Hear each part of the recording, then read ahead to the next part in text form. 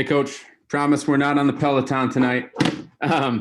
Just wanted to ask, what do you enjoy most about a game like this where you see literally everyone contribute in one way, shape, or form?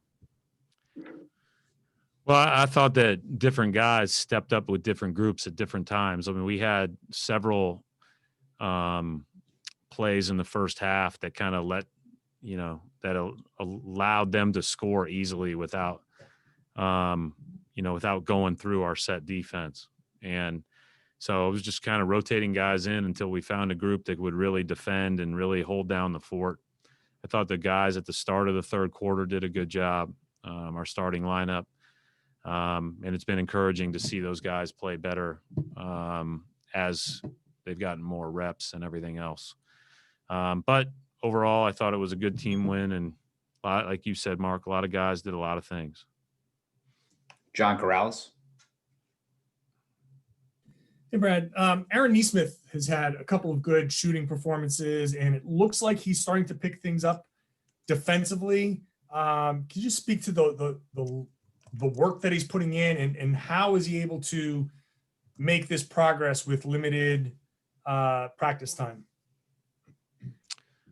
I mean, first of all, I think, obviously, when you're in it every single day and you go through every drill and you know exactly what the job is on every play, sometimes I think that we talk generally about defensive numbers or whatever the case may be, and it's just not all the way that we would evaluate it. He's actually done a pretty darn good job all the way through. He got back cut tonight, but he's into the body. He's tough. He's physical. He stays in plays. He got the tip in, the deflection in transition. And I just think he has a chance to be a good defender, and he's worked really hard at learning that. And then I think the game is slowing down a little bit on the other end.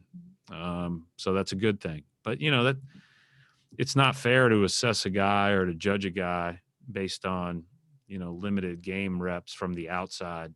Obviously we get a chance to see guys every day, but it's hard to get a rhythm or for the game to slow down when you're not playing lots of minutes in a row or you're not getting those opportunities. So I think that it helps that he's had a couple of games here where he's played a little bit more. Gary Washburn. Hey, Brad, is it to the point, has the injuries and the COVID stuff given you kind of on the bright side an opportunity to play some of these guys and give them minutes? And has it kind of been a situation where you said, hey, just show me what you can do. Here's your opportunity. You're not going to get this in practice. I mean, is that kind of the approach you're taking? Yeah. And, I think the other thing, Gary, is I think that keeps people engaged. Like guys, are excited to be a part of it even more when they know they might get their number called. Obviously, you got to balance it appropriately, but we haven't been full. We're still trying to figure out who our best, combinations are and those type of things because we haven't played one game with our full group. So it makes a lot of sense. There's not a ton of separation beyond the obvious, right? And so for us, we've just got to find out what we have and figure out how it pieces together and everything else. But sometimes it is about, that person will benefit greatly from hearing his number called and getting an opportunity to play in a meaningful moment. And I think that keeps everybody engaged, and then you feel better about calling on them when games are on the line. Mark Murphy. Hey, Brad. Jayson played 31 minutes tonight. Did he seem like he was pretty smooth all the way through? Was he ever gassed, or did he just sort of go through it? I thought he had some moments where he looked a little bit more gassed, a long stretch before halftime where he played from, the start of the second quarter all the way till 4 there. And then the stretch at the end of the game, he wasn't happy with me. That's a surefire way of knowing you're the coach is when you take a guy out that's on a minutes restriction, he's going to make some sort of unhappy gesture your way. So I I was extremely happy with how he came out and played. I thought that's not easy to do, to be out 5 games, to be out 20 days or whatever it was, and score what he scored. Last 2 questions for Coach. We'll go to Matt Valtor. Brad, were there things you were looking for Jayson early to get a feel for just how ready he was and just how comfortable he was? Were there little mile markers that you were looking for?